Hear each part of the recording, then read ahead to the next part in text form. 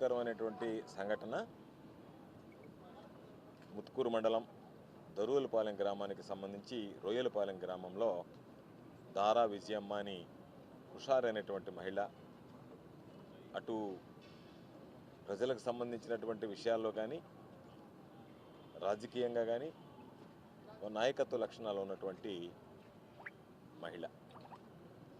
మహానేత రాజశేఖర రెడ్డి గారు మరణించినటువంటి సందర్భంలో ఆమె భర్త ఆ మరణించినటువంటి వార్తని తట్టుకోలేక ఆయన ప్రాణాలు విడవడం జరిగింది.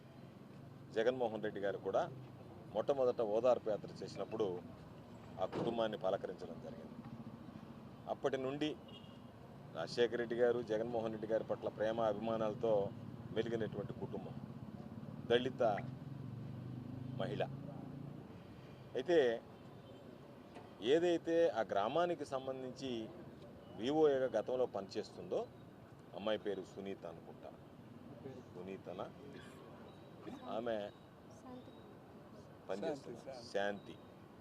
ఆమె 18 లక్షల రూపాయలు మహిళలకు సంబంధించినటువంటి నిధులు దుర్వినియోగమయ్యాయని విచారణలో తేలిన తర్వాత ఆమెను తొలగించడం జరిగింది. ఆ తర్వాత విజయమ్మ కోడలు కోటేశ్వరమ్మ, దారా కోటేశ్వరమ్మని వివోఏగా నియమించారు.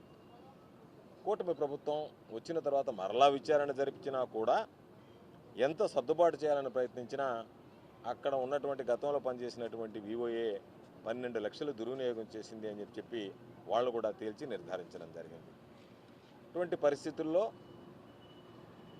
కోటేశ్వరమ్మని తొలగించి మరలా తిరిగి ఆ శాంతమ్మని పెట్టాలని చెప్పి ఆలోచన చేసినటువంటి నేపథ్యంలో ఆమె, మీరు ఎవరిని పెట్టుకున్నా మాకు ఇబ్బంది లేదు, కానీ మాకు రావాల్సినటువంటి డబ్బులు వసూలు చేసి ఇవ్వండి అని చెప్పి గతంలో కూడా 2-3 రోజుల క్రితం కూడా ఒక నిరసన కార్యక్రమాన్ని వెలుగు ఆఫీసు ముందు ఆమె నిర్వహించడం జరిగింది.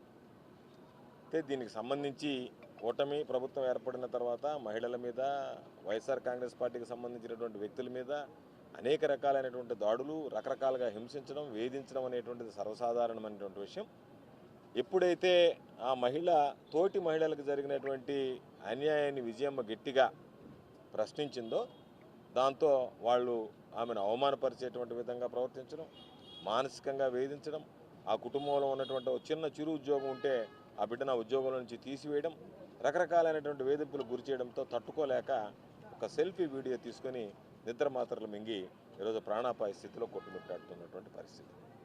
ఈరోజు వెంటనే వాళ్ళు అక్కడ ఉన్నటువంటి పక్కన ఉన్నటువంటి ఇళ్ళ కుటుంబాలు వెంటనే ఆమెను ఆసుపత్రికి తరలించారు. దానివల్ల ఒక విపత్తు దాదాపుగా అధిగమించామని భావిస్తున్నాం. ఆసుపత్రిలో ఉన్నటువంటి వైద్యులు చెప్పినటువంటి దాని ప్రకారం ఈరోజు రాత్రికి కూడా వేచి చూడాలి అని వాళ్ళు చెప్పారు. కాబట్టి ఇది దురదృష్టకరమైనటువంటి సంఘటన.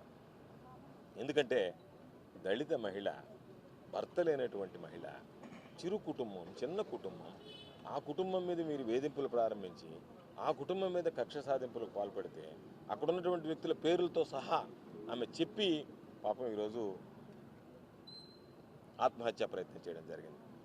పోలీసులు దాని గురించి ఎటువంటి చర్యలు తీసుకుంటారో వేచి చూడాలి. ఎందుకంటే పోలీసులు అసలు పట్టించుకుంటారా, కేసులు నీరు గారుస్తారా కూడా తెలియనటువంటి పరిస్థితి ఉంది. కాబట్టి పోలీసులు కనుక దీని మీద సరైనటువంటి చర్యలు తీసుకోకపోతే మేము ప్రైవేట్ కేసు వేస్తాం. ప్రైవేట్ కేసు వేసైనా సరే హైకోర్టుని ఆశ్రయిస్తాం. కోర్టును ఆశ్రయించైనా సరే ఆ కుటుంబాలకు న్యాయం జరిగేటువంటి విధంగా చూస్తాం.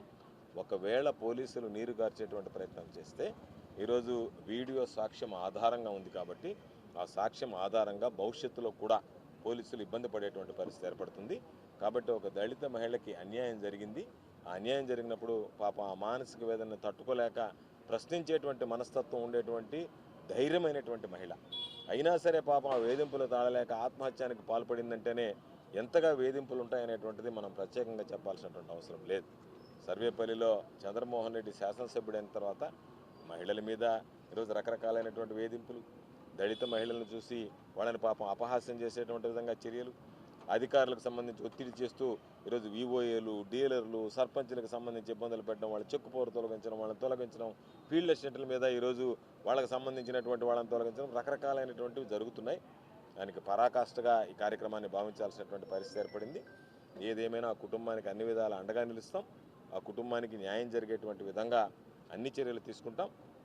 ఆ కుటుంబం మరలా విజయమ్మ సంతోషంగా ఈ విపత్తు నుంచి బయటపడి నిండు నూరేళ్లు మా అందరితో కలిసి ధైర్యంగా ముందడుగు వేస్తుందని చెప్పి ఆశిస్తున్నాం. మా దేవుని ప్రార్థిస్తున్నాం.